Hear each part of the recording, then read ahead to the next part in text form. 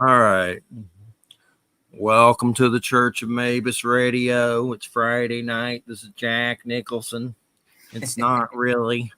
I always remember that Jack Nicholson story where he's talking about someone asked him about if he named his penis, and he goes, I named him Slater because he's a little prick, which I guess he doesn't like Christian Slater. I don't have anything against Christian Slater, but I thought it was funny, but I guess he don't like him or something. But that was actually a true story. It's pretty weird. But I guess he thinks that he acts like him or something. I don't know.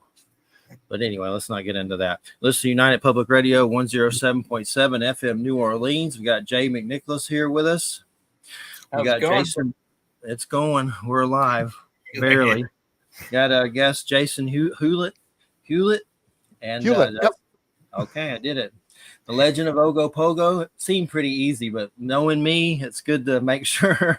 The Legend of Ogopogo. Did I say that one right? Ogopogo. Yeah, you got that too. That's perfect. I've heard of it. Canada's Loch Ness Monster. I noticed, I don't know if you've ever seen that Paranormal Caught on Camera show. I don't think everything on there is real, but there's some stuff that's definitely pretty interesting. But there was some weird stuff. There was some elderly couple that got a picture of that thing supposedly that they showed on there. It was a weird photo. I mean, it could have been fake. I don't know, but it was a weird one that, I mean, it almost looked like a Chinese like water dragon or something from like Chinese mythology or Japanese mythology. And there's some weird ones on there, but of course I don't watch too many of those shows, but that one's fun to watch when you're baked or whatever. But other than that, does that one ring a bell about an elderly couple and a photograph with a dragon-like creature in the water? Did you ever come across that one ever? I don't remember their names or anything. If you don't, it's no big deal. But if it sounds like one that's, well, there was a picture that surfaced, pardon the pun, October of 2022. It was a couple in a sailboat snapped the photograph. It's probably the same one, and it looks like people have said it looks like a dog in the water or an upside down duck or a decaying crawfish. But actually, I interviewed them in the book, and they're also, we went out, Eli Watson and I, and interviewed them when we made the documentary Cursed Waters, and we went out to where they were on Lake Okanagan. And yeah, like looking at the picture, it actually looks like the depictions of what Ogopogo is supposed to look like. Actually, it has like a long serpentine-like body. It's got a tail of a whale and a head very much of a dragon or a horse or something like that, with these horns or nodules that stick up. So the picture they got looks very much like that representation that people have been seeing in that region for, if you believe the First Nations, like thousands of years. Yeah. So yeah, very much aware of that picture. And Dale and Colleen are their names, and they were quite interesting to talk to because they were like not in it for money, or they were kind of even hesitant to sort of be interviewed for the book. And they're interesting people, and they had nothing really to gain from taking that picture and making it public. It was just they thought they wanted people to know that there was something in the water that day that maybe could have been a water hazard or what, they didn't know. Yeah. But yeah, when I read it, I thought it was the same couple from your book, and I had it my keywords so I can remember stuff. But it seemed like the same one from that episode, so I think it sounds like it. Sounds just like it. So that's it does, yeah. Cool. And it's interesting, you know. The main reason we do this show is because I've seen paranormal stuff to a state of driving me not OCD, PTSD, probably some OCD too, but a lot of it was from testicular cancer. After that, my dad died, and during chemo and stuff, they took one of my gonads. So a lot of people think the suffering of all that opened my doorways, so to speak. I jokingly say Odin's meatball or Odin's eye. I don't want to be that. I don't want to be that egotistical and say I'm Odin, but I can understand the suffering and the granting of wisdom. And then I started having a lot of light beings with my physical eyes, like seeing light beings leave my house. And I've seen them while partying too, in other states of consciousness, but I've seen them completely sober, nothing, completely on, not even tobacco, like somewhere in my house, like they flew into the heavens, like they left my house. And a lot of that stuff led to doing the show, and it's like 17 years. And we've had water monsters discussion, but I think the only show I can remember where it was just water monsters was Scott Martis. Did you know of him? He passed away, but he had a book or something like that. But I love the topic. It's just not, it's like trying to find a Vlad the Impaler specialist. I don't know that many water monster specialists or Vlad the Impaler specialists, but I find them. So, but yeah, what got you started on all this? I love it. I like the Native American concept of it all, the serpents, and you can just feel it almost talking about it. I'm getting chills in my arms. Well, very much. I'm in British Columbia, Canada. I live about 2 hours north of where Lake Okanagan is, which is the city of Kelowna is the big center on it. And I'm like you. I've been interested. I saw something that scared the crap out of me when I was 5, and that just kind of opened my whole consciousness to what maybe there's more to life than just what we're seeing all the time. And so being fascinated with that, I was naturally drawn to kind of anything related to it. So growing up where I am, I knew of Ogopogo. When we'd go to Kelowna on family trips, which we did quite frequently, there's a statue in Kelowna Park of Ogopogo. So I'd beg my parents to take me to the statue and hang out with it. And I'd always kind of watch the water. And it's a big tourist draw there, so you can't escape it. I mean, there's hats and postcards and stuffed animals and T-shirts and children's books, all related to it. So it's this unescapable thing that I grew up with and remained fascinated with, along with Bigfoot and other cryptids. And the older I got, the more I kept researching it. I'm part of a paranormal investigation team called the Canadian Paranormal Society. We primarily focus on ghosts and hauntings, but we also investigate UFO sightings, Bigfoot sightings. Ogopogo was something I wanted to write about. I'd written 3 previous books, and I was contractually obligated to write 1 more for the publisher. So I figured I'll write about Ogopogo because it's interesting, and not a lot of people write books about it.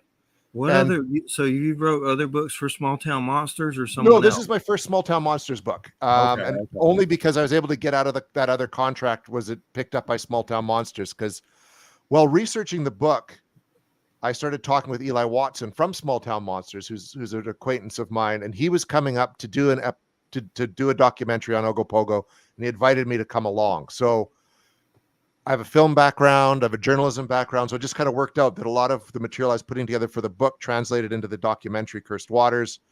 We ended up filming that, and basically when I was able to remove my contract, Small Town Monsters wanted the book. So they bought the rights to contractually, and then with the book and the documentary, they kind of became this one, the book supplementary to the documentary, and both came out at Monster Fest at the end of June. Awesome. Long story short. What's the name in the documentary Small Town Monsters 2, and what's the name of it for everybody? It's called Cursed Waters, Creature of Lake Okanagan, and it comes out August 13th. Awesome. I love Small Town Monsters. I started buying their DVDs like when they first came out. Now they're Blu-ray. Now I'm so behind because of financial crap that I have a bunch, but you can find them on Tubi and stuff. So that's kind of cool. And, get them on certain other streaming things. But I love it. Just the concept that there's so many places where some kind of weird alien or cryptid went bat crap crazy, and mobs broke out, police and some military like Chestnut Ridge, and all these crazy stories. No matter if you don't think, even if you don't think some of it's true, which I think there's truth to everything on some level. That more importantly, not just here, Jeff, worldwide, and from centuries ago, these stories have come around. Whether they're true or false, a good bit of them are mostly parents trying to warn their children away from dangerous parts of where they live. Like, don't go in the woods there. The so-and-so will get you. Don't go over there, or you'll get, chewed up by the, So some of those are 100% false, but some stories have a little bit of truth in fact. And, Bigfoot, Ogopogo, Chessie, Nessie, Mukele and Mbembe, people have seen these things, and some of them have captured some fairly good out of focus pictures, but enough information film wise that you get a guy like Jeff Meldrum. He's 100% convinced that there's a huge colony somewhere of Bigfoots all across the planet. So not all the stories are false, but where are these people getting the ideas? So they're seeing some of them are seeing something to get the idea to give the story to the kid. Don't go over there, you're going to die. And then there's like Native American folklore and India stuff. I know there's stuff like about horned serpents and thunderbirds and what is it, the Garuda. I know Andy Colvin talked like about that in the Mothman lizard. So there's a lot of weird, creepy parallels, like the fact that these thunderbirds hunt horned serpents. Like that's part of the conflict. It's pretty crazy. We just did a whole show on Little People from Susie Bastille. So that was pretty. That was good. Little people are mean. That's it. Yeah, though little people even are up here in Canada. There's stories about the little people up here in Canada, and then the natives believe that they're sort of tied into the whole Sasquatch dimension walker concept, right? Like the little people are the ones that kind of go out and almost like survey the area, and then like the Sasquatch kind of come through, and the little people go back. You're right, Jay. It's fascinating. I mean, and Ogopogo is one of those stories that's been around long before European settlers came into the area, like long before, thousands of years before, and they believe it to be their water spirit. Like it's not this flesh and blood cryptid. It is their water spirit that just happens to show itself physically from time to time. And if you see it, you're lucky.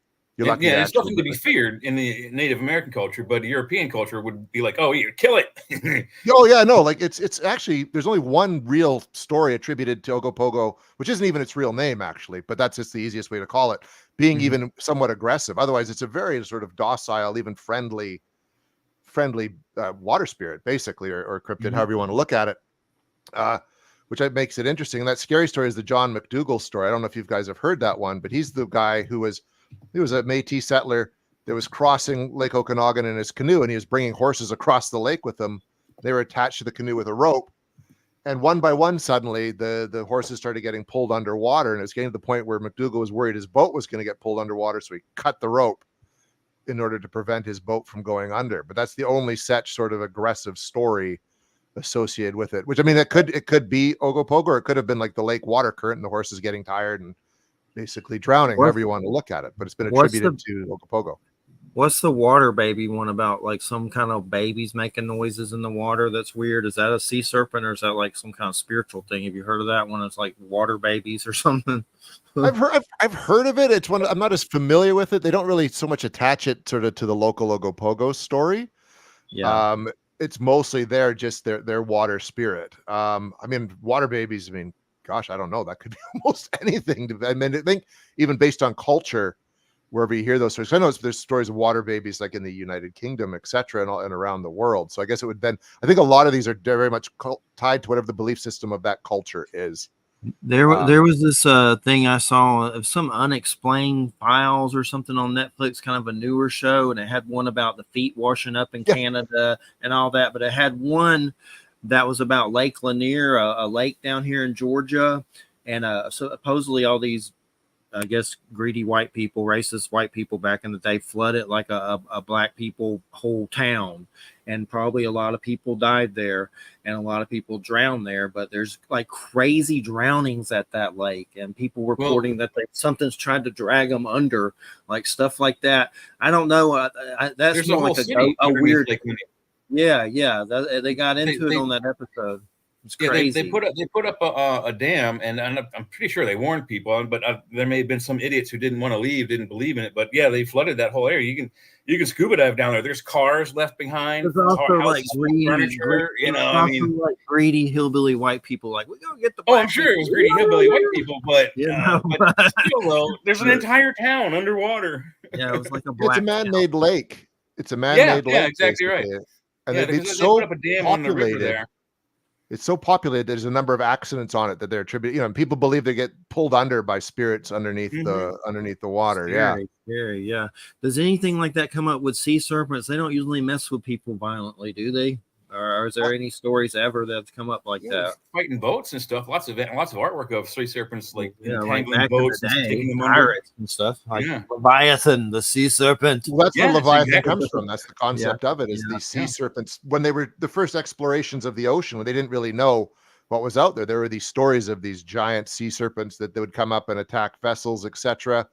And that's even like, remember on all the old world maps, they would have that, here there be dragons. Pictures of dangerous creatures. But we do know that some of those are actually true stories now, because they have, filmed the giant squid, which gets like 160, 170 feet long. So just seeing a tentacle of that, you might think, oh, there's a sea serpent. See the whole creature, and you think octopus, because they, I don't know if they knew about squids back then, but they're quite certain that they're big enough to have at least entangled and messed with at least shipping lanes. I don't know about bringing a boat down underwater, but definitely enough to reach up with their arms and pull people off the deck. There's even stories in the Second World War, like when, boats would be torpedoed and sink and there'd be people on life rafts, and suddenly they'd report seeing these tentacles come up and pulling people off of the life rafts. Even. So, yeah, I think there's truth to it. And back then they didn't know if giant squids were real, but they've now since proven that they are. So I think a lot of those early stories could be attributed, like you say, to the tentacles attached. That's gotta suck. That's gotta suck. You survive a crash and you're like, oh, I'm on a raft. I'm gonna live, maybe. Man, that sucks. That's a real. At least it would be a peaceful death, I mean, drowning is a lot better than burning to death. I don't know. It would be scary though, because if you're drowning, you probably know it for a minute. Yeah, but I mean, at some point you'd have to make peace with it. It's like, I'm not getting to the surface, and it sucks. But but so has anything come up with these? Like, is there people like with Bigfoot? This is strictly physical. These sea serpents, or some of it metaphysical? Maybe like they're quantum sea serpents. Is there anything like that? What do you think about some of that? Well, that's where the two schools of thought come in. There are definitely people like, a lot of cryptozoologists, etc., who would like Ogopogo to be this real thing. But and the indigenous people, the what you call the Native Americans, they believe it's a spiritual thing. It's a dimension walker. It comes in and out of our reality. And they don't call it Ogopogo. They call it Nsnaha Itku. Ogopogo. Yeah, no, I'm not going to try that one. No, don't. is a made up word, and there was a song in the German, the Vernon dance halls back in the day when dance halls were a thing, that was called the Funny Foxtrot, and in that they reference a strange aquatic creature that they just called the Ogopogo because it rhymed. Basically, it rhymed with the lyrics, and so the people who heard this song liked it, and they just attributed it to what people were seeing in the lake at that time. So it's a completely fictionalized, made-up word. But actually, the rights were owned by the community of Vernon, which is about 45 minutes east of Kelowna, and they gave the rights to the word the Ogopogo name back to the Native Americans who didn't want it because it has nothing to do with their water spirit at all. But they created these two schools of thought. So Ogopogo is a flesh and blood monster that people want to catch, but the natives believe that it is this spiritual being in the water that is very much the water being. Yeah. A cool fact about Kelowna, I don't know if you know this or not, but on the sci-fi TV show Stargate SG-1, it became its own planet. I believe they used to film in British Columbia, and Kelowna is one of the towns where they were near. So pretty cool. I would love to visit that place, and I think they have some of their sets still up over there as like tourist attractions. But now down here in America, I have always been under the impression that Ogopogo was named after the lake, and the lake was called Ogopogo, but it's Okanagan. Yeah, Lake Okanagan. Okay. Yeah. So how do you? I mean, I can see the Ogopogo in the beginning, but Okanagan after Noggin. How do you get Pogo from that? Now we know. Yeah. I've always wondered what the hell. First of all, where they got the name for the lake, because we thought it was Ogopogo, doesn't even sound Native American. Well, no, it's not. It's because it's like a lot of this stuff. It's the natives had a name for it, and I can't even pronounce what Okanagan was. But as the settlers came through, they would sort of ask, "Well, what do you call this place?" And they would sort of say it, and then it would get sort of truncated or dumbed down into something like Okanagan. It's like, it's like even that Nsnaha Itku has sort of been broken down to Nahatik is just the easiest way to say it. So it's basically like the European settlers coming in and just taking the original word and making it really easy to pronounce and understand. That's all it is. So the region is called the Okanagan region. It's called Lake Okanagan, and then Kelowna is the name of the city that's the main center there, and it's even derived from another native word. Exactly. But Ogopogo is just something that was made up in a song. That's cool. I didn't know that Kelowna was that close to Okanagan. So quick question I have for you. I like to analyze book authors by their mechanics, how they got to the book. So where did you start your research with this? I mean, you already were working with the was his name Winston? Eli Watson. Sorry, Eli Watson. So were you already aware of Ogopogo before this, or was this something you had to research to get the movie and the book going? I was well aware of it. Like I said, I grew up with the stories about Ogopogo. I have an uncle that even believes he saw Ogopogo in the lake because our family sort of all lives in this region.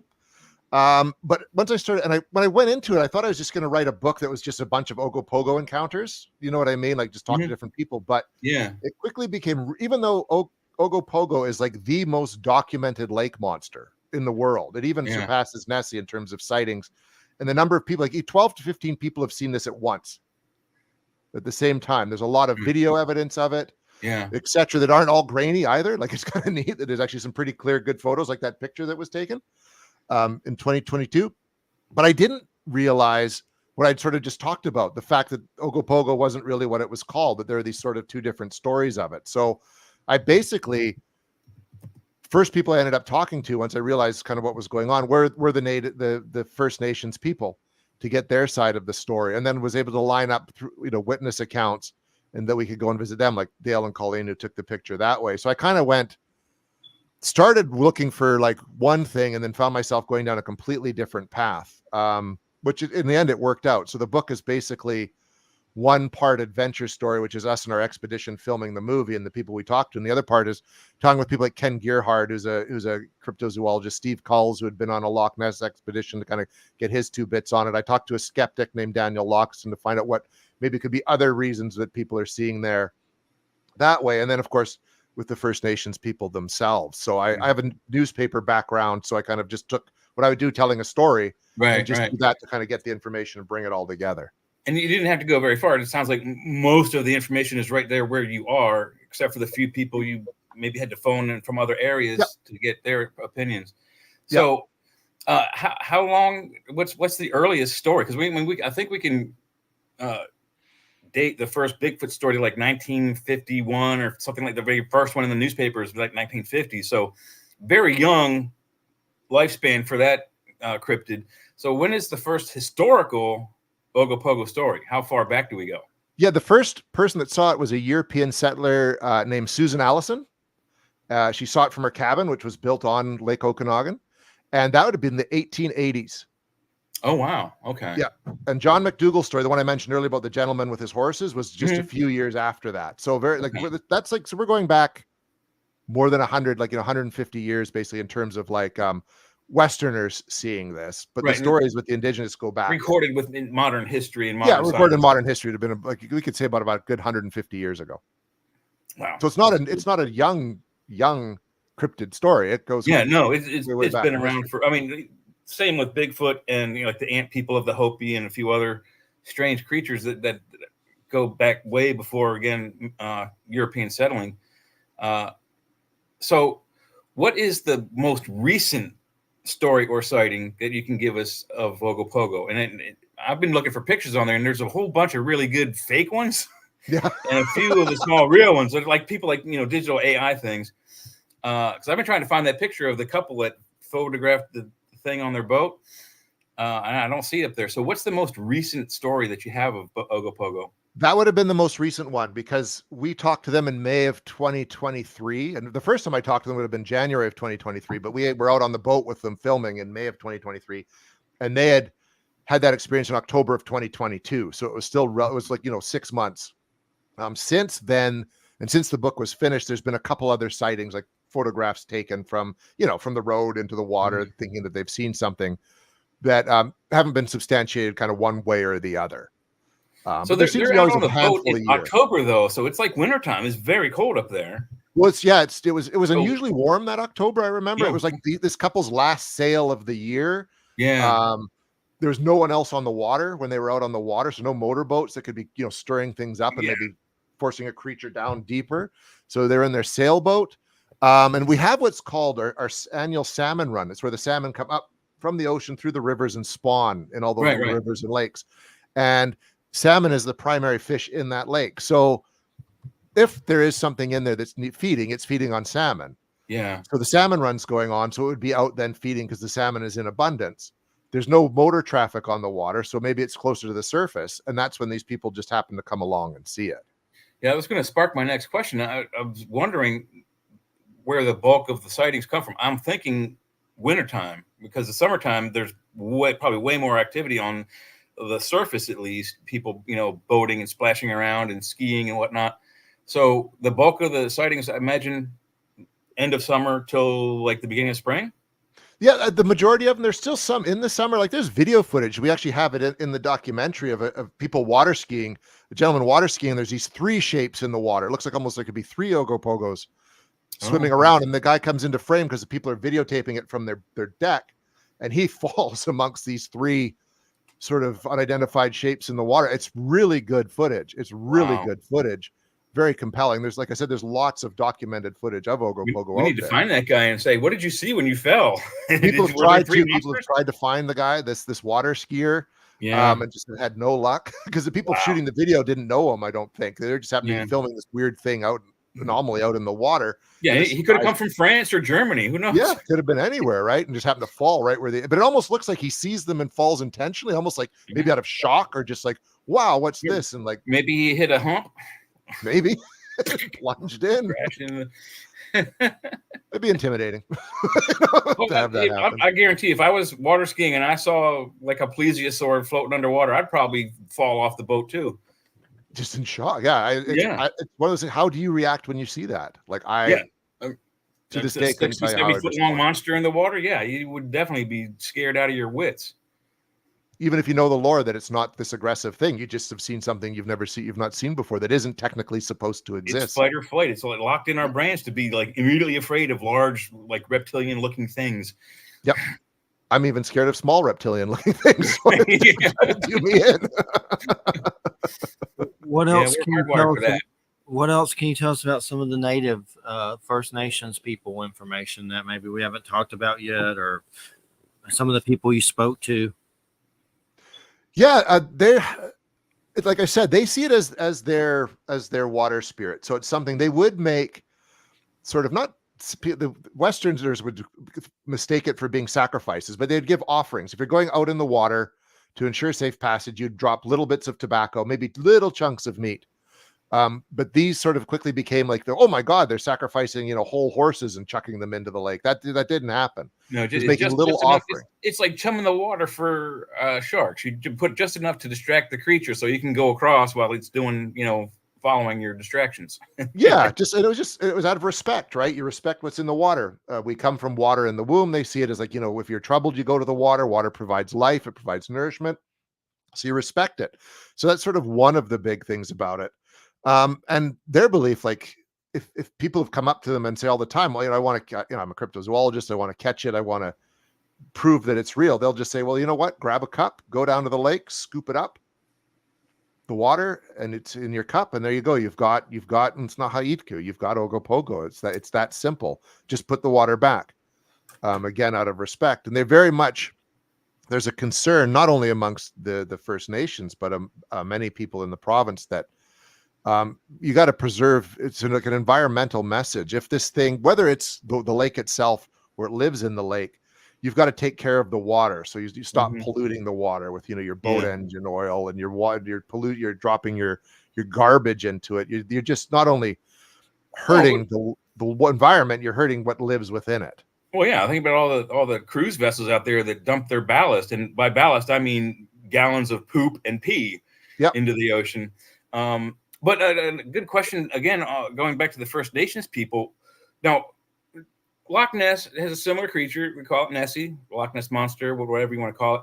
And some of the photographic evidence has been analyzed, and they think that it's possibly, I forget the era, it's not Jurassic, Pleistocene, whatever the last era was with dinosaurs. They think it's a plesiosaur living in that lake.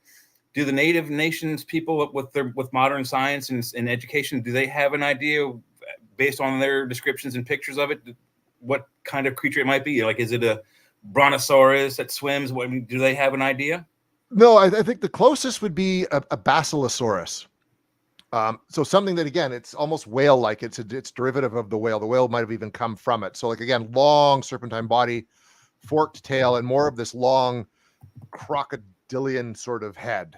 to it, which would then translate into more like a dragon's head, right? Oh, wow. Okay, so the Basilosaurus kind of looks like a combination of whale and crocodile. Yeah, kind of like that, which would then kind of make sense if you're seeing something long and serpentine, right?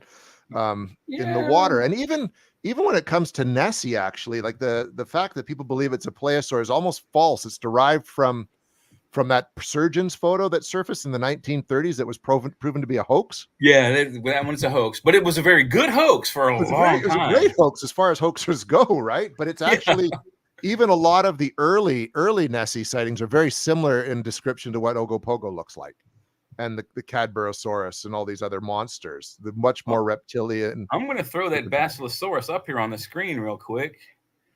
Where do we? Sorry, in the book. I mentioned it in the book. It was a guy, Basilosaurus, or like an Archosaur. That's another one. Where is it? Here we go. Y'all can see that? Yeah, that's exactly it. So like up here, the front's kind of crocodile-like. Then you got whale parts. Then it almost becomes shark-like back here, and then again back to a whale. I don't see serpentine in this per se. I mean, maybe if there was like a school of them and they humped. Maybe they have to go like breach like a whale. They have to come up for air every once in a while. Maybe if they do once that, in a while, they swim more like this, right? Like in this kind of motion. Hold on, I'm looking at another screen. Do that again. Kind of like how whales move. There we go. Now we're back to full. Do that again. So it's sort of like this. They swim right. I was and thinking maybe that motion, right? Maybe we're getting the serpentine idea from maybe it's a school of basilosaurs. And when they breach, they're just like their head comes up for a break. They spit out water and breathe in air. Then as they hump over, 3 or 4 of them might look like a serpent undulating through the top of the water. Yeah, the creature itself, I don't see serpentine on it at all. Yeah, again, it would be sort of something that's where they started from, and over time, the belief is that they could have evolved into something a little bit different than they were back then, right? So that's just one of the theories that I heard about while researching the book. Yeah, it's a cool creature. I don't think I'd want to. If I fell in the water with that, or if I saw that water skiing, I would definitely fall off the skis. No question. I mean, that thing looks like it would gobble you up in a heartbeat. Oh yeah, no, it looks mean. That one looks mean. It's alligator-like at the front, so it's going to grab you and twist you until you drown. Yeah, definitely. So it's just, and there's so much different information about these creatures, right? I mean, all these lakes where a lot of these sightings occur are kind of within similar geographical longitude and latitude. Even Loch Ness and Lake Okanagan are only off by a few degrees. Mm-hmm. Long glacial, narrow glacial lakes, very deep, not particularly wide. Similar salmon. I don't think they have a depth on Loch Ness. It just goes into a chasm at some point, and then the measurements, the instruments drop off at that point. But it, like you said, it's long and it's narrow and it's open at both ends. Yeah. So whatever can come in from either side, and I think there might even be an outlet in the middle, heading up towards the north of Scotland. But it's not closed off. So something from the sea could even something the size of a whale could easily get into Loch Ness. Same with Lake Okanagan. It's connected by the Columbia River to the south. Okay. Yeah, out into the ocean. And there's people they have found underneath Rattlesnake Island, which is a small island at the sort of southern point of Lake Okanagan, where traditionally, through the natives, believe that that's where Ogopogo lives. They found a number of cave systems there where water's kind of coming back out. So there's a belief that these caves could also branch out to different lakes within the interior of British Columbia. So something could also move that way to different lakes. We have a number of sightings at lakes within the interior attributed to something that looks very similar to what Ogopogo has been described as. Yeah, and the main problem we're fighting with all of these stories, whether it's Ogopogo or Nessie, Bigfoot, the modern scientific community doesn't want to investigate because they are convinced that after the Chicxulub event 65 million years ago, big rock size of Texas killed all the dinosaurs. Well, how could something that hits the ground, even if it hit the ocean, it'll kill whatever's local? We're very close to the impact. But most of the stuff underwater would not be affected by a year-long, nuclear winter.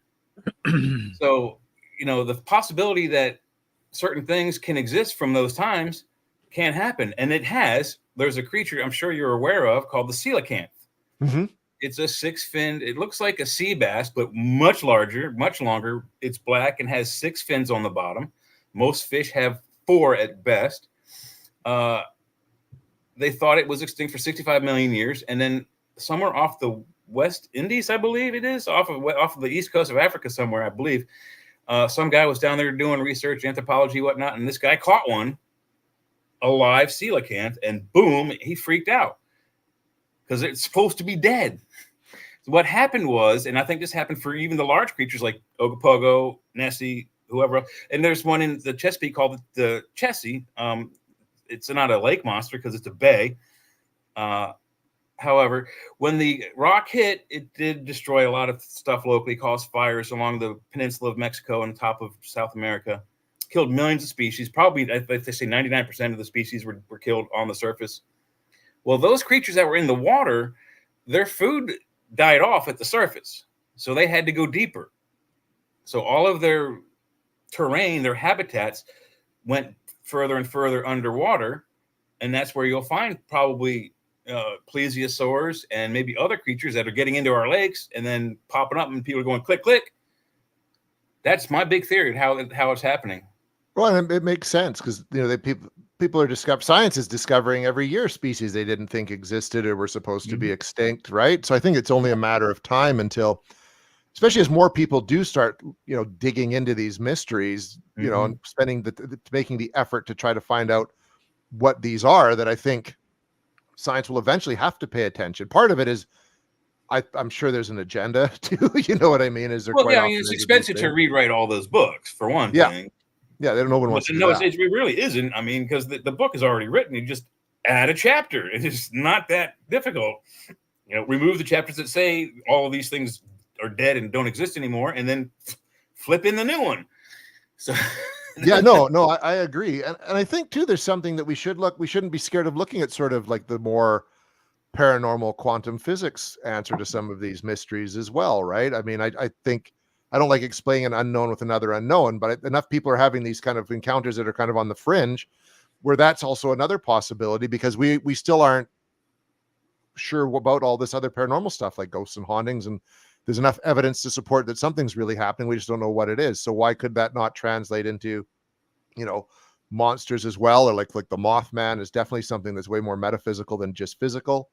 Well, there's a good monster story about the Cyclops. Have you heard about this one? What they think? No, I haven't actually. Okay, so this is a good one. So Greece is where the Cyclops myth begins, I do believe, where we get the first major stories anyway of one-eyed giants. So we've searched this planet pretty well. We're not 100%, searched all of the land. Maybe 30% of the land we've got uncovered. So there's a lot of stuff we don't know, a lot of history we haven't found yet, but we haven't found the bones of Cyclops. We haven't found the bones of Pegasuses or centaurs or goblins or orcs, giants. We haven't found any of those kind of, bones. But we have the stories. So there's this cliffside, and I don't know where, but somewhere in Greece, there's a cliffside that's broken away, and it appears to be a mastodon burial site. Bunch of mastodon skulls and tusks and spines and everything, the whole bodies. But if you look at the mastodon skull, it has this big hole right in the middle of the skull. And that's where the nose was attached. But these people not knowing about the mastodon, they thought it was the skull of a cyclops with a big giant eye in the middle of its head. So we think that's where that monster comes from. So it's probably completely 100% mythological, fake, fictional, but we still have stories of giants elsewhere. All over the world. But we still haven't found the bones of any of these amazing things. Like the Bible talks about all the creatures that, Nephilim and other giants in the days before and after. And we're wanting to go out in space and, find these rocks of gold and platinum and bring them back from the asteroid belt. Well, let's fully uncover the Earth first, because we don't know our own full story yet. And then let's go out into outer space. Because if we go out too fast, too quick, we're going to be one of those cryptids. People go, oh, you ever heard of a human? Oh, no, I haven't seen one in thousands of years. Yeah, no kidding. We will be one of those cryptids at some point. I'm sure, and we haven't explored the oceans either to that degree. I mean, it's harder, obviously, but we Yeah, can put a lot but- more efforts into exploring the oceans. And there's see way all these more of other it. I mean, creatures. it's 70% of the planet, and we've discovered 1% of that, near the shores. But the deep stuff, yeah, we're just every time we go down there, there's a new species that's been discovered. Definitely. And hold on, for some reason my browser, like I have the weirdest stuff going on right now with my browsers and stuff. Hold on, can you hear me? Yeah, you sound fine. Yep. Okay. Well, no, for some reason several of my browsers are showing sites with a lot of the code on it. Like I have to look at dumb Rumble for my job, and like right now there's like all this code all over and everything's locked up. You can't get embed codes, and it's just really weird. But I've also noticed that code on a bunch of other sites, but then I used another browser and that's doing it too. I thought maybe it was just a browser, but I don't know what the hell is going on with some of this. They're getting hacked or what's going on. But there's definitely a lot of weirdness with like just code on pages, like just computer code. But then my browser keeps locking up, so it's okay. But it seems okay, but it seems to still work when it locks up. So what's up with Small Town Monsters? Is there going to be future endeavors? And is there any other cryptids you're eyeballing? Yeah, well, this is the hope. I mean, this is the other than On the Trail of Bigfoot, the origin, the Cursed Waters and the Legend of Ogopogo were the first real foray they've done into Canadian cryptids and Canadian stories. So hopefully there'll be more of that. Right now, I'm working on a new book about the Wendigo story, which has been quite Nations fascinating. werewolf. What was that? Sorry. First Nations werewolf. Scary stuff. I find it interesting. I mean, the first time I heard of the Wendigo was like in an Incredible Hulk comic, I think. Oh wow! I first read about it playing Dungeons and Dragons. Yeah, that was in D&D as well, wasn't it? Right. Yeah, Wolverine fights something like that called Wendigo. Wolverine Sabretooth gets into it with him in the comics. I think what's his name? Like the comic you talked about, the Hulk. I think the Hulk picks him up and throws him about 5 miles away. Yes, but I think I remember that vaguely. See you later. It's cool, but it's a real story that is scared like it's kind of comes through the Cree and Algonquin tribes up here in Canada, mostly in Alberta, which is the province sort of to the east of me. But it goes way back, a couple hundred years to the Swift Runner story, where a guy said he was taken over by some spirit in the woods and ate his entire family, like one at a time.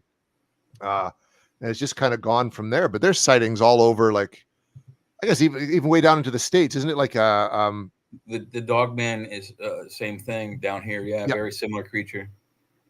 But that's sort of something I've just started digging into now. It's a really fascinating. Apparently, you're not even supposed to say Wendigo, so I've screwed myself because I've said it about 50 times in the last couple. I think we're supposed to have a sighting or something of like that nature. I'm in a pretty nice little city here in Pennsylvania, so I think I'll be okay. But I did see Bigfoot in a fairly busy city in Boardman, Ohio, when I was a kid. So it can happen. Well, I think as anything, like if these things are real and we're encroaching more into their territory, it only makes sense. Much like how we see bears in the middle of town and deer and stuff, that we're going to start seeing them more in more urbanized centers, right? I mean, there was a Wendigo sighting. Couple months ago near where I live. A bear is kind of a bad example because you can go to most zoos and see most species of bear. You can't go to any zoos or aquariums and see Ogopogo swimming around or Bigfoot, climbing a tree. It doesn't happen. So the common creatures, they're more encroaching and they're more curious about us because of our technologies. Bigfoot actively seeks to avoid all contact with us, except for the rare occasions where certain things that we're doing attracts their attention. Like children playing. Children playing to Bigfoot is like people splashing around in the water. It's the dinner bell for the shark, but it's the what's that over there for Bigfoot? He's a monkey. He's just as curious as the rest of us, and that kind of noise attracts him. So some of the most recent videos I've seen, there is a great one. I think it's some Boy Scouts. They might be in Canada. I'm not quite certain, but they're at their campsite, and then someone notices this thing swinging in the trees on the other side of the lake. Might even be your lake. I don't know. But there's a hairy-looking primate swinging around in the trees in a fashion that most human beings who aren't gymnastic couldn't ever do. And I don't know if you've seen that, but wow, what a good video. Where was that? Where did that one come up, Jay? It's a few years ago. I might be able to find it. It's not that old. It's within the last 5 to maybe the most 10 years. And I don't even remember where it's, but I think it's either New York or Canada. It might not be the West Coast Canada, might be East Coast. But it's like they said it was an adolescent, like a teenage, or it wasn't a 9 foot tall Bigfoot. It was like a 7 foot tall creature, based on what they could see. I've seen it. I've seen it. It's been on some things. I've seen that. Yeah. One. But so what about the Wendigo? Like I've heard skinwalkers can be like a dog man. Oh, there it is. A werewolf. I've heard they can be like a werewolf thing, but I've also seen things where it don't seem like they are that. Like it's like looks more like a weird Nosferatu, like a weird bald Gollum or something. Like on that's actually the traditional look. Is sort of the emaciated, tall, skinny guy with the hollowed out eyes, white I've seen skin. some security camera ones that were pretty weird. Yeah, no, I've seen those too. The one people talk about the deer horns and all that. That's more of just sort of a pop culture depiction of what these are supposed to be. It is very much more of a humanoid looking thing, very thin because its body is consuming itself from the inside, basically because it's starving. It eats whatever it can get its hands on, but it's typically a cannibalistic creature. Did you see the one on this was on Paranormal Con camera? These kids got it on like a hunting scope, and they ran the scope to a phone so everyone could see. And then it was weird. It's on the latest season of Paranormal Con camera, like Skinwalker in Arizona or some crap. I don't remember. It's on the newest season, but anyway, it's a weird video because it shows one of those things and it's walking kind of like a humpback and a long arm, and it doesn't know they're filming it, but the way they're filming the countryside, on one layer of a field there's dogs playing, and then there's deeper down you see that weird ass creature, and coyotes are following it. So if that's fake, somebody needs to be doing some serious horror and stuff. So it was right, crazy. hey guys, it gave me the creeps for days. I got the Bigfoot video here, so I'm gonna see that. Get it on the screen here. It's only 53 seconds, so it won't destroy our lives. However, it might blow your mind. All right, so y'all can see that. No, I don't see anything at the moment. There yet? Hang on a second. Oh, I did. I forgot to hit share. There we go. Is it up? Yeah, now I see. Yeah. Okay, there it is. All right, now let me hit play.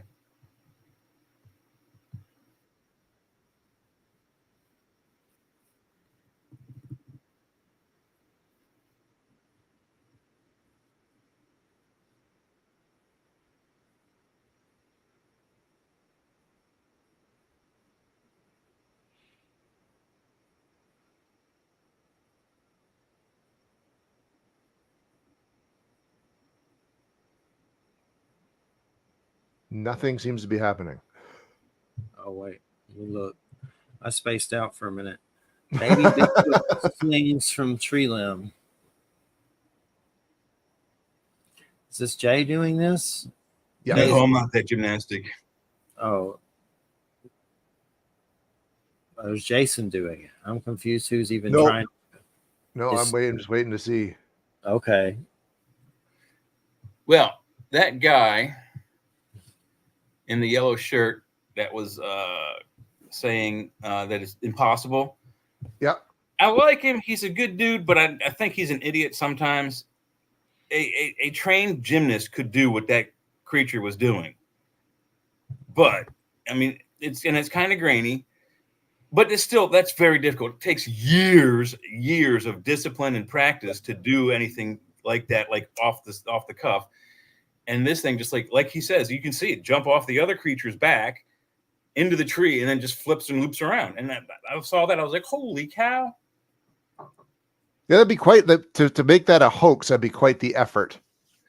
You'd have to get a medal quality gymnast to get in that and do that. So a kid who's winning competitions, not some kid off the street that just started, but has been doing it for years. Who wants to shoot a TikTok video, which that was actually 12 years ago. That's interesting. That goes back quite a ways. So we're looking at like 2012. Yeah. I was thought it was somewhere between 5 and 10, 12 years. So, but yeah. And it was on that show, Moneymaker show, Chasing Bigfoot or whatever his show was called. Expedition Bigfoot? Or Finding Bigfoot. Yeah, something like that. Finding Bigfoot. Yeah, Finding Bigfoot. Interesting Yeah, this show was pretty good. And the few times when they captured howls, I would know when they were real ones because the hairs on my back would stand up. Yeah, there's a difference. Like if you can associate, if you're not familiar with the woods, you can mistake something for being what you'd think would be a Bigfoot if you're not familiar with it. But if you've spent any time, like I've grown up in the woods, you hear something that you've never heard before, you can't associate it with another animal. You know it. It does affect you in that way with the hair and everything sticking up. Yeah. I've actually heard it before. Heard Bigfoot yowl, like in my face yowl. And anytime I hear it on a recording, if it's fake, nothing happens. Hey Jay, tell your story briefly. I gotta step away for like 1 minute. Okay, yeah, we'll do that. I gotta grab a runaway kitten. So 1 minute.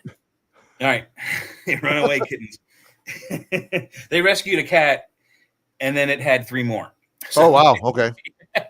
Lucky them.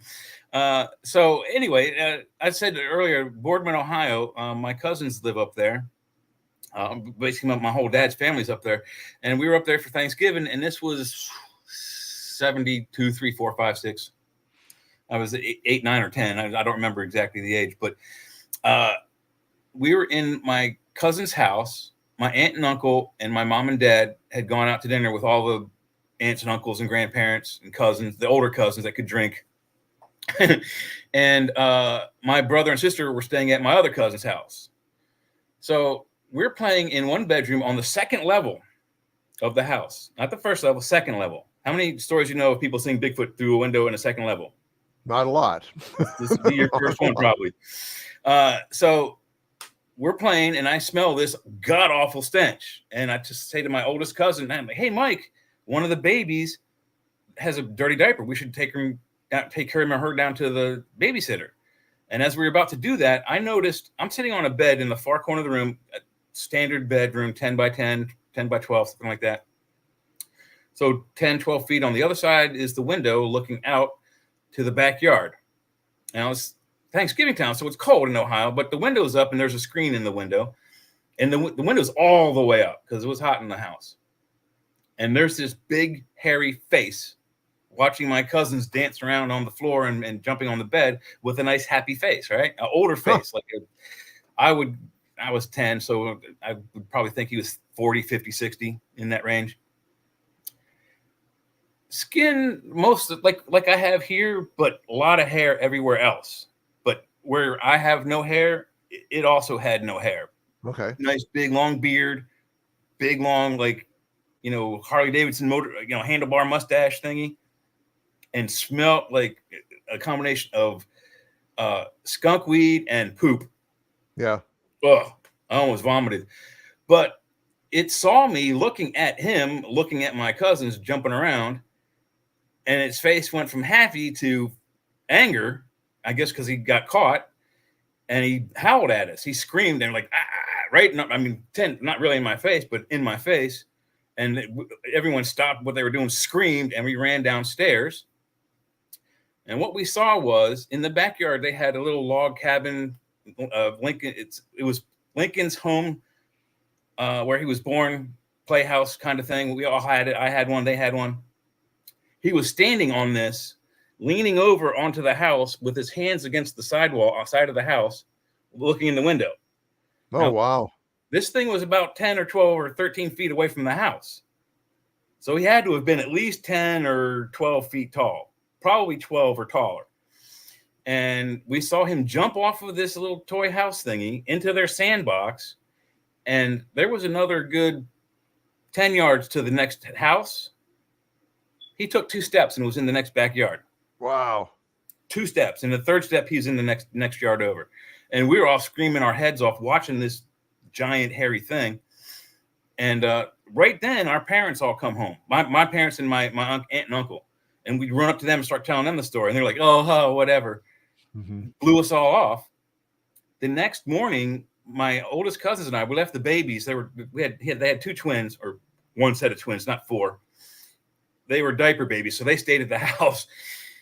We went out into the backyard and we saw on the roof, 2 big indentations in the wooden slats where he had been standing, 2 huge handprints, not paws, hands, fingers, and thumbs, 5 fingers, 1 thumb, on the big muddy handprints on the side of the house.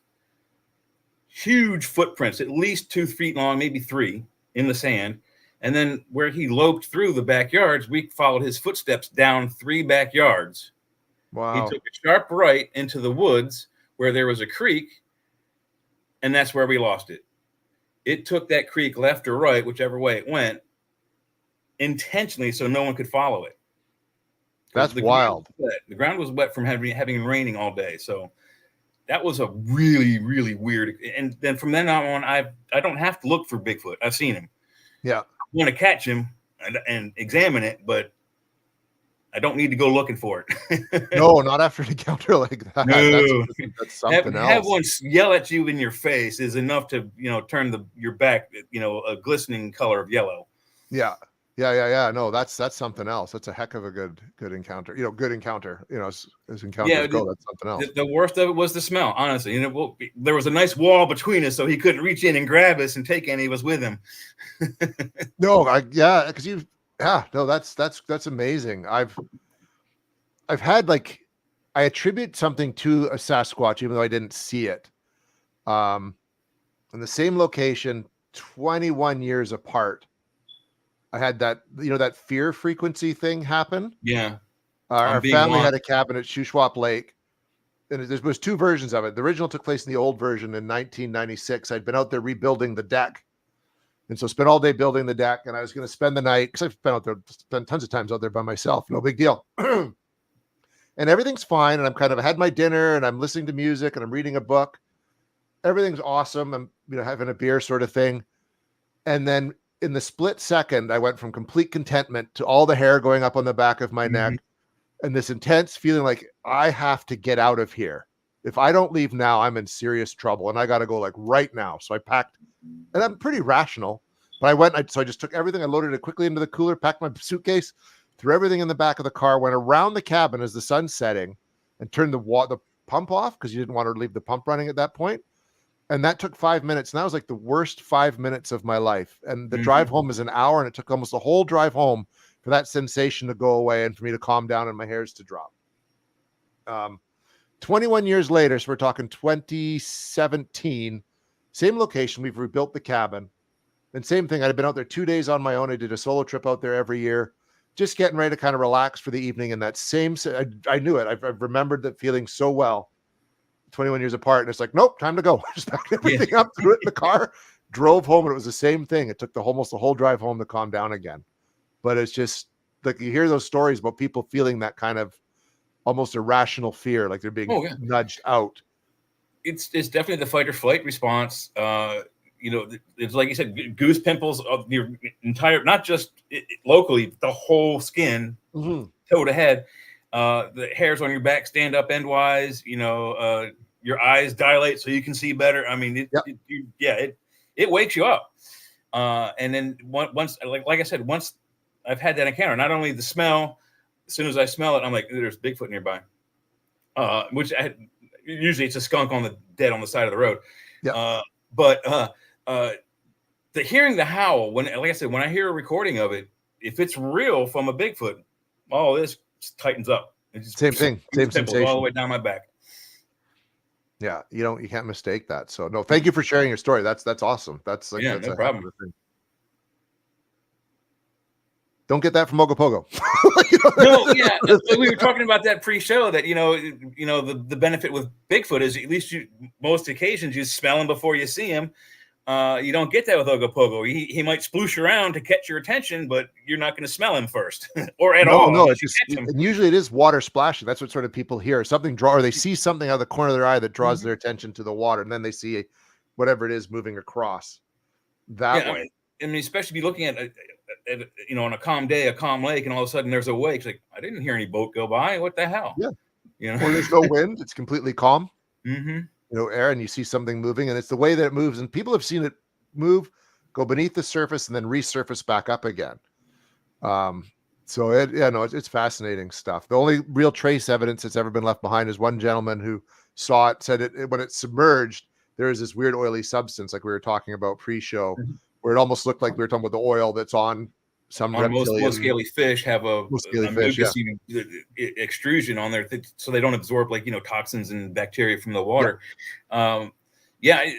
We have to find out what kind of creature it is. If it's a snake, it probably doesn't have something like that. But if it's adapted to water, it's got to have something so it doesn't absorb too much nastiness out of the water. Because there's other creatures in there that are pooping and peeing also into the water. So, but you were also saying during the show that the same creature that we're calling it a Basilosaurus possibly, is showing up in other lakes in the region, or are we seeing other creatures as well? No, it's always a very similar enough description, right? Like maybe the skin color once is sort of black, or maybe it's like a dark green or a brown, but it's that same long serpentine-like body, forked tail like a whale, and the head that could be attributed to like a dragon or a horse or something like that. Sometimes there's a mane of hair, sometimes not. There's always horns, what people will call nodules. Okay. Like that. So, and it's turned, and even we have a sea monster off the coast of British Columbia called the Cadborosaurus, because it's spotted in Cadboro Bay. Okay. Caddy for short sometimes. And it's even very much a similar description as Ogopogo is. So all very similar creatures to Ogopogo, but still vastly distinctly different from Loch Ness monster, the Chesapeake monster, other lake monsters. So none of them walk on the ground. Nope. As far as anyone knows. I know there's been Loch Ness monster stories in the early days where someone saw something they thought flopping across a road or something like that. But I think that was even determined to be a hoax or something like that. I'm not so certain. I mean, maybe a plesiosaur, it has big, wide paddle flippers. Maybe it could do some land movement, but I don't imagine it could get very far. No.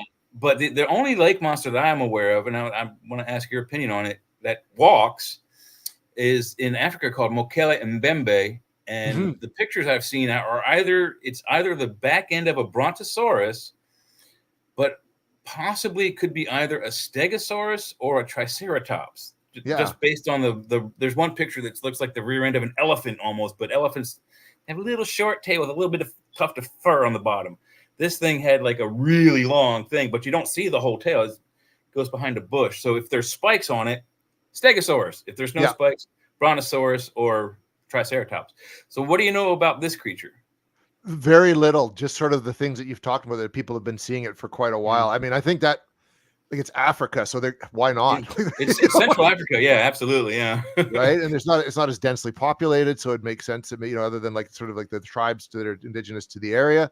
So I mean, I people have seen it. I haven't, obviously. I haven't been to Africa or anything like that, but I would not doubt that is a that there's something there, right? There's something going on in these bodies of water, much like the wild men stories all over the world. This phenomenon is everywhere. Maybe the descriptions vary, but there's something going on that is very similar, and people are having these similar experiences and sightings. So it's whatever it is real, be it like a physical thing or a paranormal thing or whatnot. It's something that's happening that's real. I would tend to call it less of a paranormal thing. I think most of them are going to wind up to be normal phylum creatures that are part of this planet's ecosystem. However, it's going to be creatures that were thought extinct again, that we talked about earlier. I mean, it just seems that most of the lake monsters bear descriptions to deceased, extinct dinosaur creatures, but almost always they're creatures that either lived in or very near or always near water. So any creature who could survive in water long enough to get through a year of darkness and stay in a remote area where humans haven't gotten to yet, or absolutely could stay fairly well hidden. But some creatures as big as brontosauruses on the land, it's hard to fathom, because especially Africa, you think Africa's all desert. There are some dense forests there. And this is where Mokele Mbembe is. And it's not one of those forests that dies each year and then comes back in the spring, like in the Serengeti. Hard to reach places. And this is where we find most of the Bigfoot stories. Kelowna is fairly well, I mean, there are roads there, but if there weren't roads there, it's a remote place. Yeah, I mean, there's a few major highways in and out, but I mean, in the middle of winter when Canada gets cold and it snows, those highways can be shut, so you're kind of cut off, right? Even where I live, there's times because of snowstorms that you're not getting through, or vehicles aren't getting through. Airline have to stop. So, and if you go back to the times of the early settlers, you're talking about very remote places with like nothing around. Those days, a 2-hour drive would be like days of hiking or riding on horses, right? And especially if you're doing it in different adverse conditions.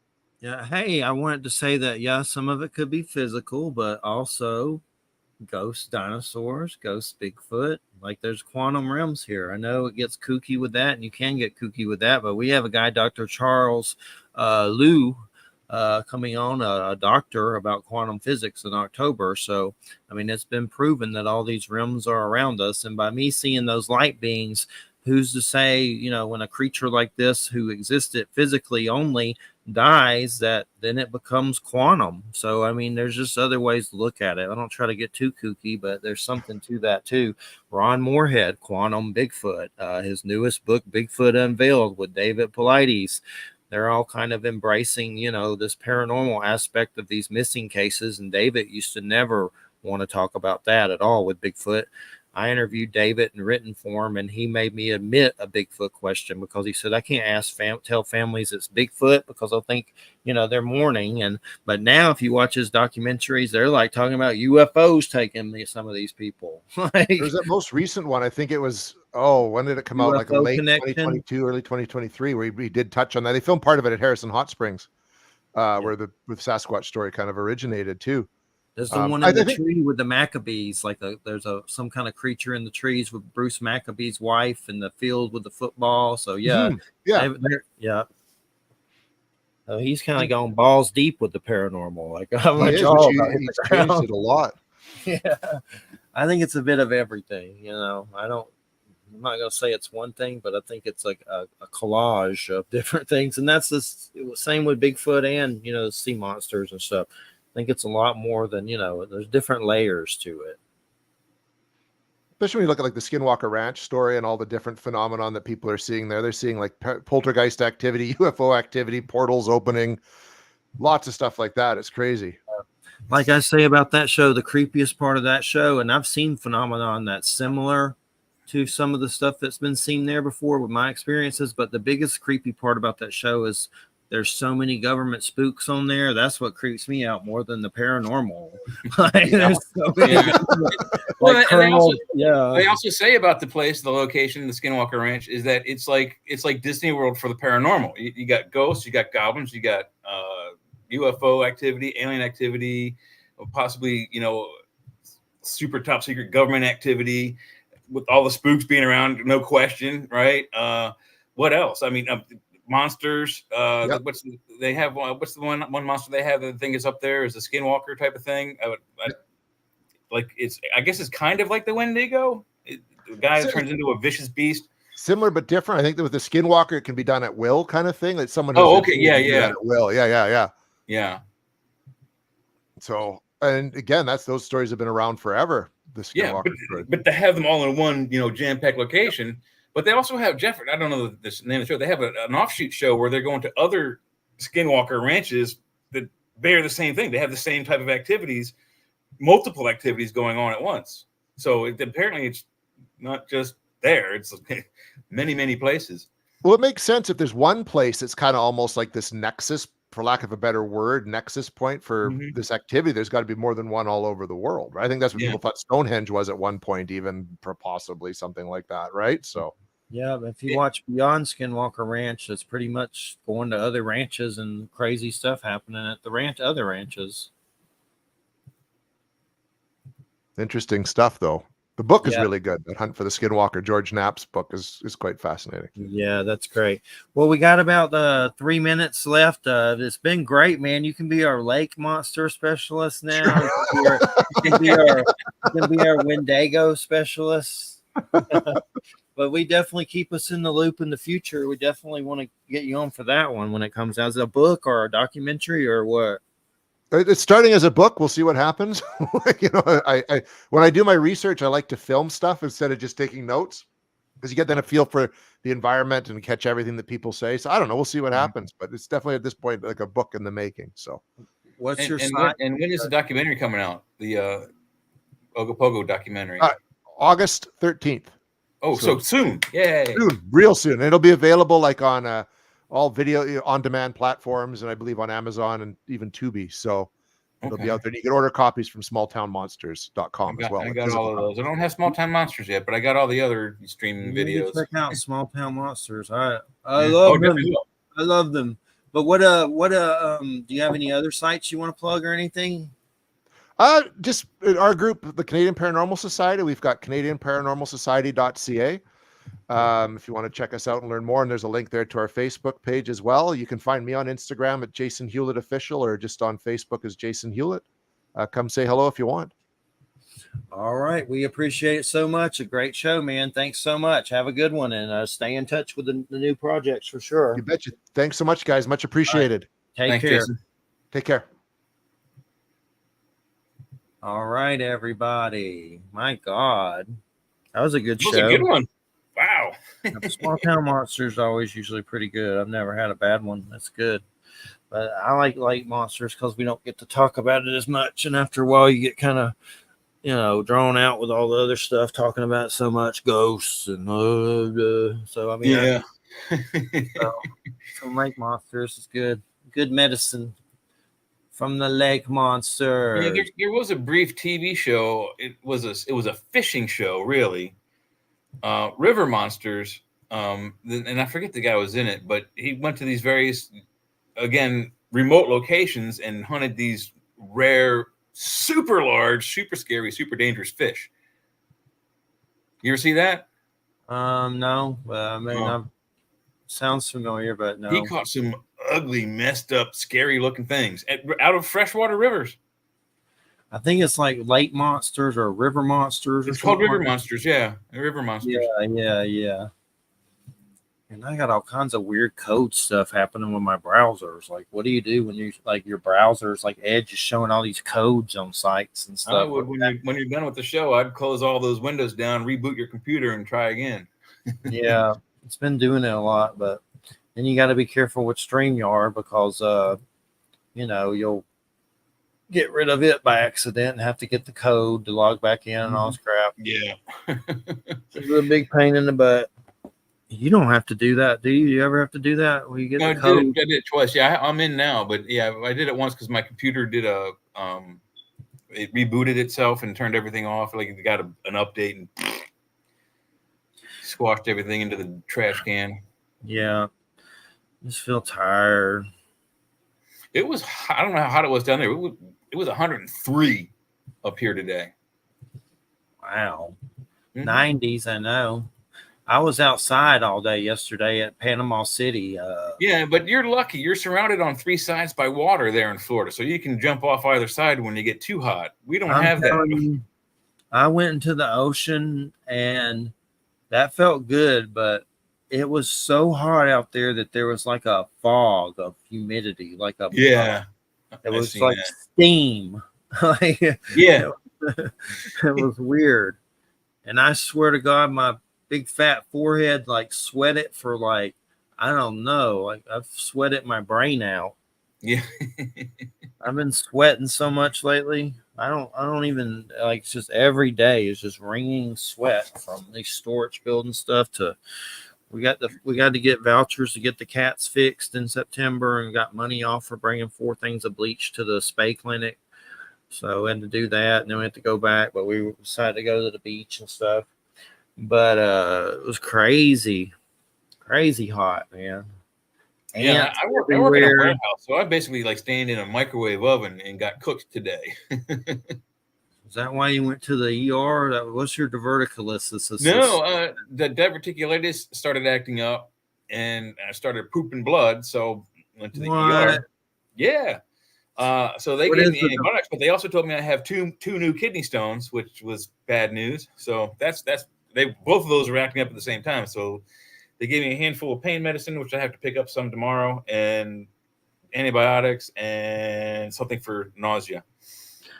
So is it going to be all right? Are you gonna heal from it? What are they saying? Well, diverticulitis I'll have until I die, and it's gonna flare up on occasion. I'll have to go and get antibiotics for it. Okay, I've never heard of it, so I don't know much about it except from you. So I don't know much about it. Yeah, it's kind of nasty. My dad had it, so it's a genetic thing. So if you don't have it running in your family, you should be okay. I have weird butt wipe problems, like where you just like, I call it everlasting arse, where you like wipe it 400 years just to be clean after doing your business. And you're like, man, you're having a high fiber diet. That's all. Nice soft poopies. I know, but sometimes it's like you're there for like 30 minutes. You just have to roll the kid off. Yeah, I know. I've been there. You gotta use the wet wipe. I even use wet wipes. Yeah. Oh yeah. No, I need to get aloe. Some with aloe. or get a bidet. Yeah. Rinse it off with hot steamy water. Then I got some roid issues, I'm pretty sure. Mm-hmm. I get throw in all that. So hopefully I don't get what you got going on. I can't do it. Yeah, I've got enough. I'm now up to once the antibiotics are done, I have right now 8 pills I'd take a day. Every morning there's 7. Once the antibiotics are gone, and every day I have to eat 7 different pills. Wow, and that's for the divertica, whatever. No, that's for most of it's for blood pressure. 3 for blood pressure, 1 for restless leg syndrome, 1 for they gave me a statin to help with my cholesterol, and I always take 1 stool softener every morning. Lord God, how old are you now? I'm almost 50. 57. Yeah, I'm 57. You're catching up quick. Oh my God. I'm 49. I'll be 50 December 26th. My financial stress is so bad. I'm like, apocalypse or nuke, go ahead. I don't have financial stress anymore. So just go ahead and just go ahead and kill me. I'll feel better. There's just so many greedy people out there. Like this guy where I work still is just like, the worst part is they say stuff like, we're going to do this and we're going to do that. I'm going to start paying your affiliate. I'm going to start pay. Like he owes bonus and affiliate for product pay. He's just paying regular pay. I used to make about $2,000 a month. Now I'm scraping like $900. So I'm having to find another job.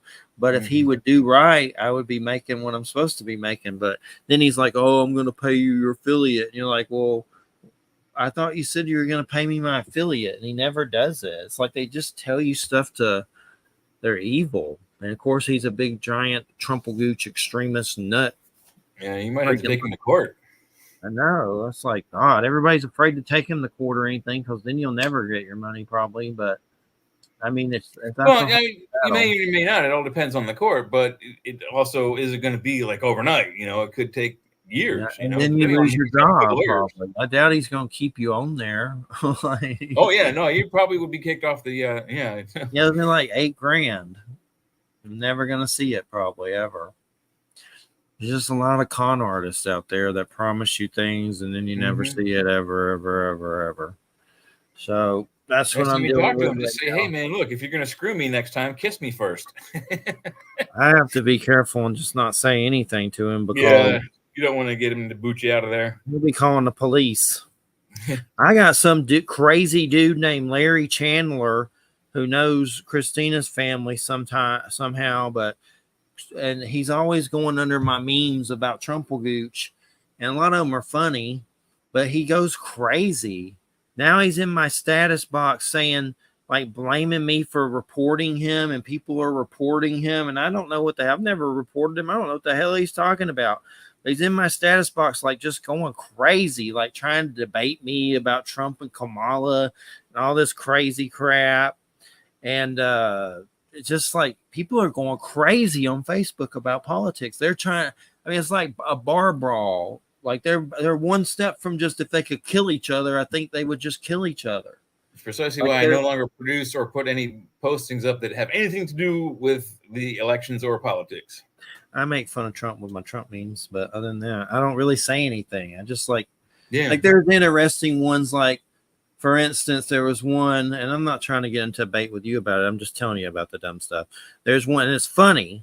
Like there's one that says, all the Christians are upset about the Olympics, but not about this. And it's all these pictures they pass around of Trump as like Jesus Christ and stuff. like there's a lot of weird hypocrisies. And I have to share those. I don't really have there was one I saw. I don't know if you threw it up or someone, but on Facebook it was a picture of Trump, and he said something to the effect to Christians, "I'm not Christian," or something like that. Here's what he goes: "Stop reporting me, and or tell your stupid friends to stop reporting me for free effing speech.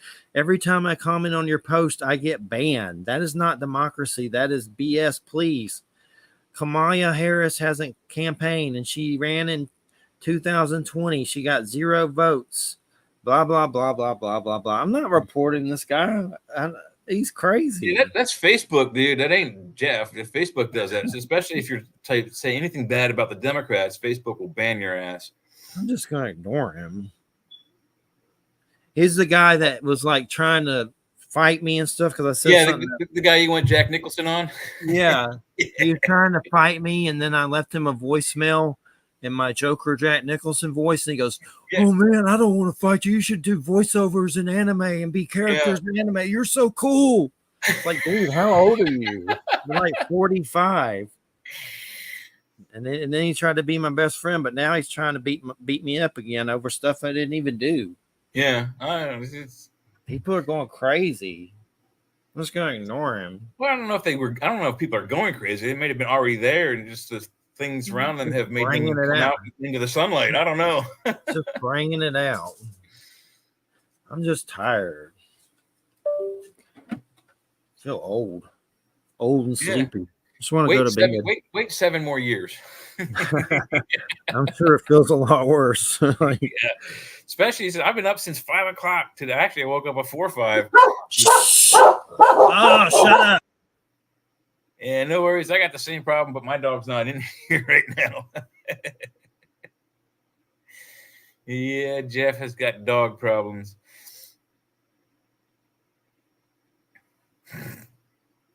What do you do about dogs that bark at their own people that live here when they come in the house or out a door? My dog, we have him on the porch, and I have a lead that I can attach his leash to so he can't run away from the front porch.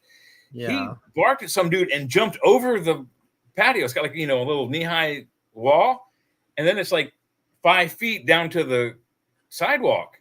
He jumped over that and like damn near hung himself with his leash. And me and my 2 friends were like trying to pick up this 100-pound dog and bring him back up over top of the wall. It was, I don't know.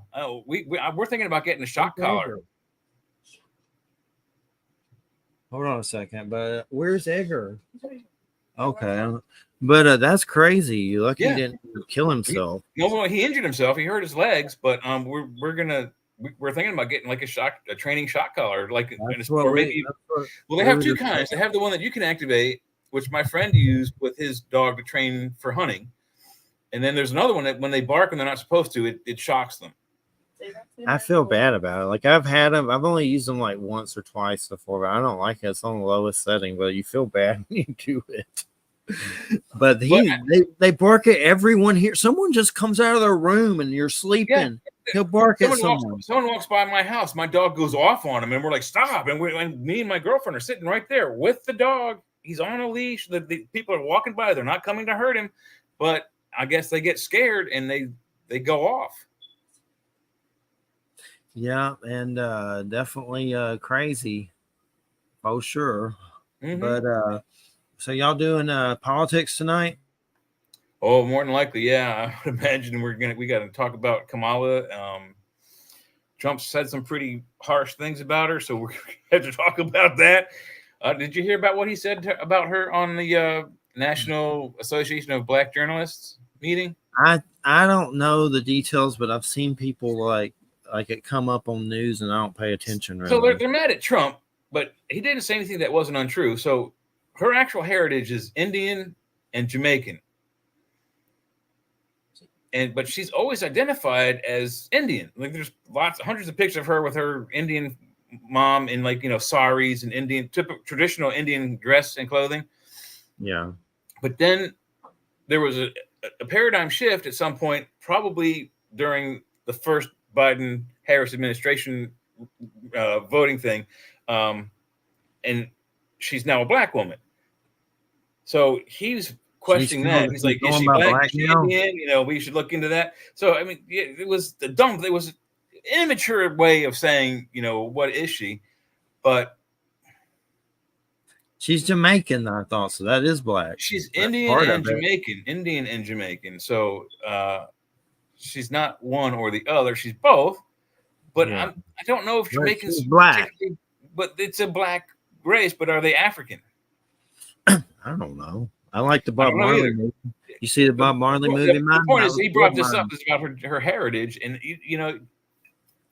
One Love, man. Lost a few points in some of the polls for that, at least on the women's side of the vote and the black vote. She's gonna get the Rastafarian vote, man. That's what I saw. One Love, Marla. Oh, how many? 10.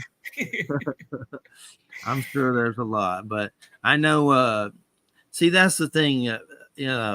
To Biden, people, to them, that's continuing Obama in their own weird way, which it is, because Obama's probably like running it a lot behind the shadows. People have been saying that Obama's been like the behind the scenes, technical advisor. I see all that right wing crap about Obama's shadow government, and he's running it and all this stuff. Yeah, but that's I don't know. They know how to pull that Taco Bowl card, that race card, so that could draw people to the polls. But that might outnumber white folks, so I don't know. It's going to be close. It's a possibility. It was, like I said, it was an immature way of saying what he said, and instead of questioning her motives, he's making fun of the two races she's trying to say she's part of. He's doing some crazy stuff. Like he said something weird, like "I'm not a Christian" in front of all these like Christian kids or something. Yeah, I was talking. Yeah, I saw that meme go on over. I don't know if he put up or someone else on Facebook, but he really said it. Like he said, I know. I don't know if it was just a mistake or is he really saying he's not a Christian? It probably, he said it as a joke, and I didn't hear the video or see the video of it, but he probably meant it as sarcasm because he has immature jokes. He's 72 years old and acts like a teenager. Only thing I want to know is about the Epstein court papers with Trump. Jane Doe. Have you seen the court papers? There is a sexual assault case of someone that filed it in the court systems, and she backed out of it. And he is notorious for scaring the crap out of people and trying not to make them prosecute. But if you look up the court, that's an actual court paper. Someone had the balls enough to come in there and say that him and Epstein raped like a 12-year-old girl or something. I'm not saying it's true. I don't know, but the lady backed out or something. Yeah, we actually had talked about that. That is a falsehood.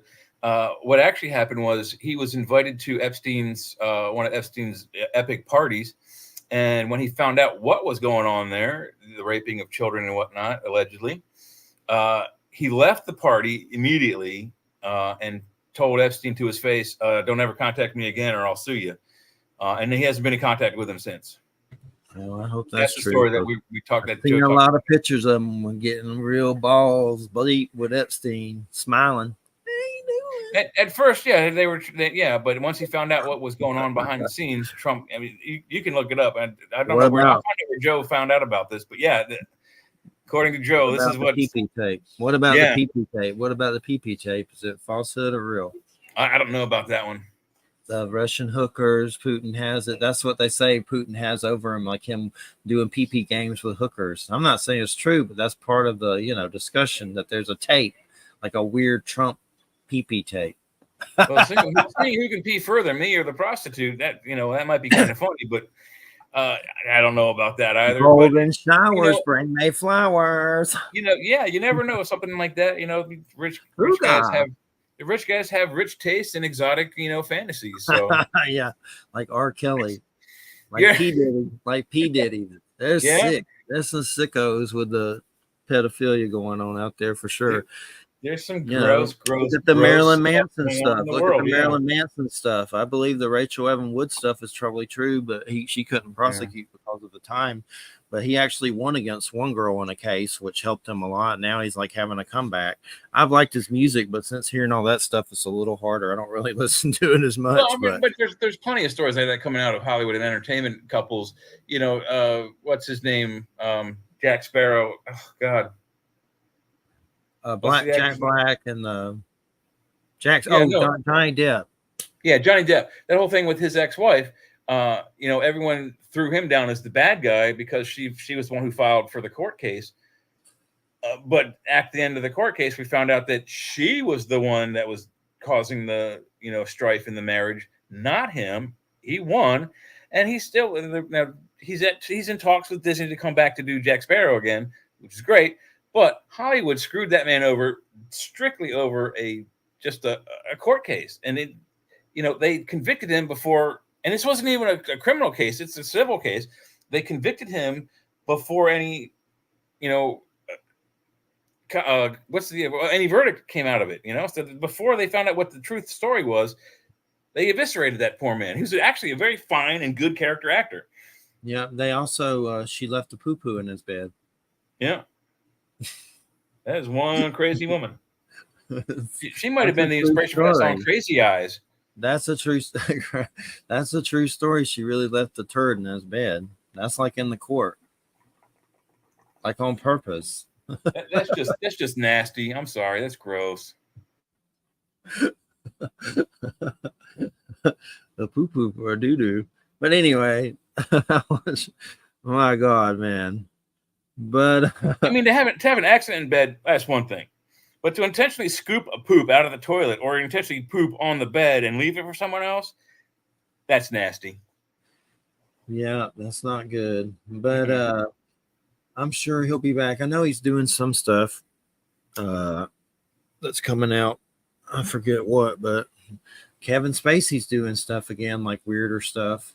Yeah, well, he also got banned from Hollywood or eviscerated anyway. I think there's real stuff to that. I know his dad was like a not abusive Nazi or something, but there was some weird site that they put up with all these people that had all these stories of Kevin Spacey, like trying to seduce them, like give them money, like dudes. It's always dudes. It was like all these real true stories, and I forget where it is. I didn't read it all, maybe like one of them or something. But it was like a whole site of just him like trying to offer people money, like, for weird stuff and things like that. Like, he's definitely got a creep side to him. He's a good actor, but I wouldn't want to be alone with him in a room, that's for sure. Yeah, I hadn't heard all of that, but I did hear there was a controversy with him, and it had a homosexual tendency to it. I don't care what the man's sexual preferences are, but if what he was trying to do offering money to someone for sex is illegal. So that's sketchy.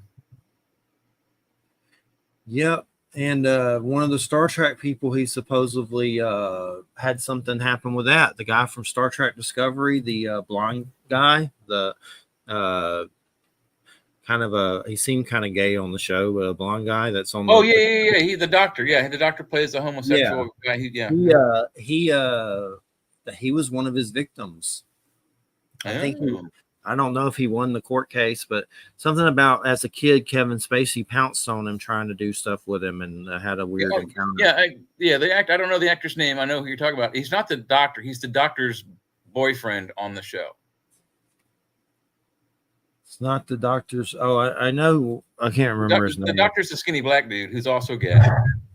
And he's a science officer or something, the guy with the blonde hair. Yeah, I don't remember. I think it's like Anthony something or something. I don't know. I didn't finish Discovery, so. I like it because it's Star Trek-ish, but it's so anti-canon that, come on, a spaceship that's the engine is fueled by mushrooms. Come on, it's just so silly. Yeah. It really is silly. It wasn't the best one. No. What else is going on with us with Star Trek stuff? Isn't something coming? So yeah, Strange New Worlds will be having its new season, I think, in September, coming up. September or October, it's coming up. But the problem with these streaming exclusive TV shows, they come out and then you can watch them commercial free. It's great, but there's only 10. A standard full season for an hour TV show is 26 episodes of at least 44 minutes to 58 minutes of, story to put on TV. Yeah. We're getting, so some of these are 36 minutes long, again, commercial free, but 10 episodes, 36 minutes long. Hey, that's not even half a season. Yep. Something's going on for sure with all that. I mean, it's really cool. I mean, I just powerhouse through the most recent Cobra Kai's, and they only threw out 6 of the 10, which is good. They usually threw out all 10 at once, so you can watch the whole series in like an afternoon. Yeah. But the next 4 series are coming out in September. Cool. Yeah, I started that, but for some reason I never got to finish it. It gets better, dude. It never did. I didn't hate it or anything, but keep going. I'm not gonna spoil it for you, but keep going. Yeah, I think I watched like the first few seasons. I'm gonna rewatch it. I think it was that good.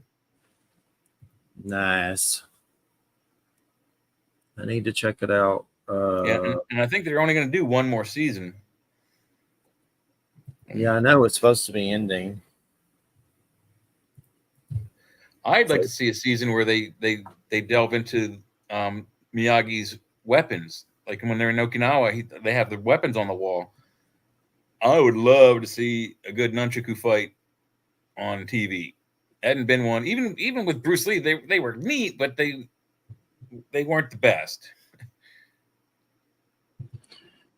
Bruce Lee. Well, so what have y'all been mostly doing on the other show after us? Is it always politics, or does it ever go to anything else? It's a mishmash. It can be aliens. It could be food. We get sidetracked and tangent all the time. UFO Undercover on Wednesdays is strictly UFO, alien, paranormal. Sometimes audience questions go, about politics, and we're like, yeah, come on, meet us on Friday. We'll talk about that. But Friday is mostly till the election is going to be mostly politics until then. But like I said, we might throw in some alien stuff here and there, and you can stick around and come in and guest host with us if you want. Yeah, maybe sometime. I can't right now. I was out all day yesterday. I was lucky to do this one. I barely slept last night, but yeah, you got too much sun, didn't you? Yeah, I did. I got way too much sun, like crazy. Yeah, that'll tire you out. I don't need to be in that much sun. That's for sure. Not good. We definitely aren't built for this planet. Every other mammal on this planet does not sunburn for the most part and is covered in fur, and we go out and we turn to ash. That's right. Turn to the ashes, baby. But I definitely, man, it's just so hot. I'll be so glad when October cool air comes in, because it's just too much. The fall is my probably most favorite time of year because Halloween's my favorite, holiday. But I don't care for the cold. If I still skied like I did as a kid, I'd love the snow. But it's such after October, I hate it. Yeah, it's way too much. I can't do it. Hey, you're lucky you don't get snow down there very frequently. But when it does happen down there in Florida, I mean, the whole state freaks out. You just don't have the resources necessary to fight it. Even Savannah, Georgia, where I lived, it snowed a couple inches a couple times in the 13 years I was there, and it literally up here 6 inches would be nothing to us. Down there, half an inch, it locks up the city. They have to actually call Atlanta to send their salt spreaders down to help clean up the street. Wow. Yeah.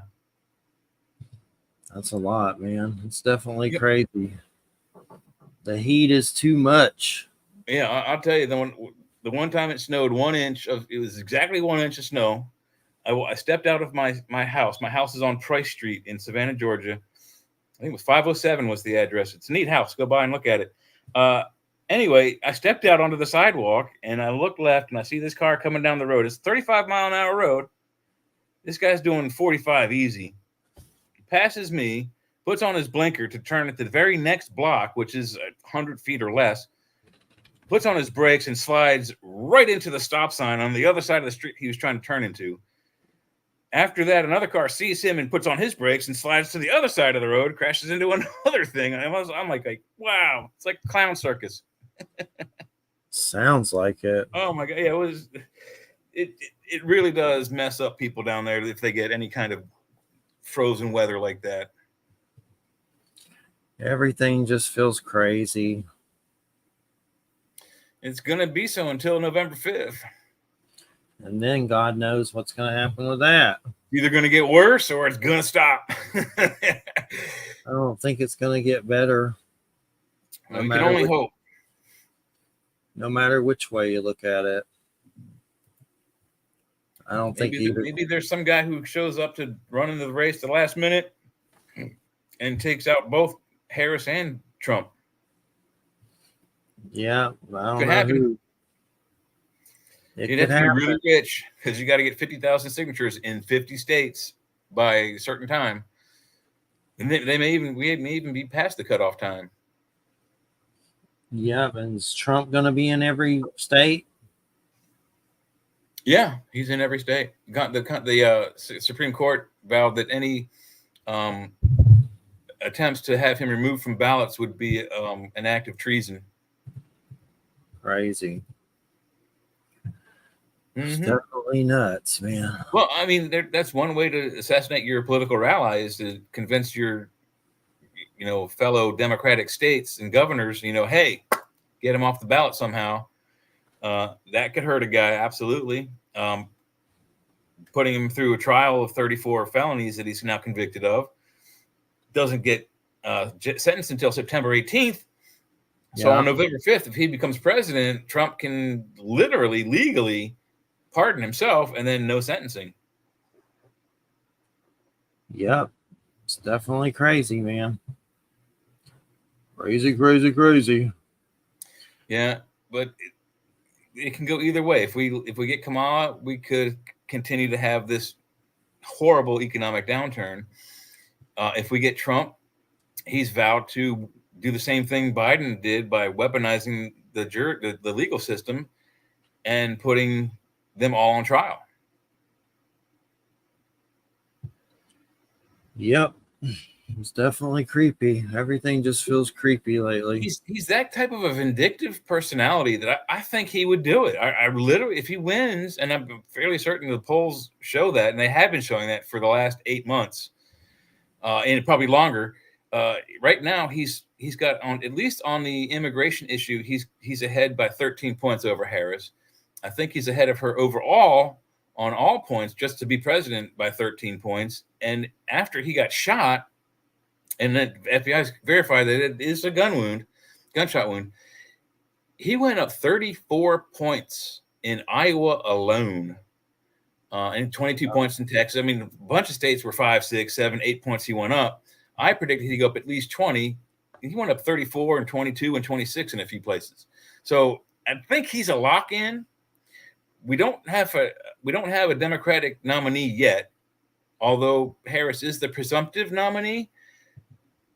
On September 19th through the 22nd, the DNC could throw us a curveball and nominate some other Democrat. We don't know. There are a lot of fireworks yet to come. So it's going to be a very interesting I saw some weird thing, that dude from Dukes of Hazzard, John Snyder, saying that somehow they're going to bring Obama back because he can serve more than 2 consecutive terms or some weird. He's like a Republican Trumplegooch, but he was talking about it on YouTube on his channel. It was really weird and complicated, but it's hard to believe. But he's saying if Harris wins, she's going to bring Obama back, or that somehow they're going to try to bring Obama back.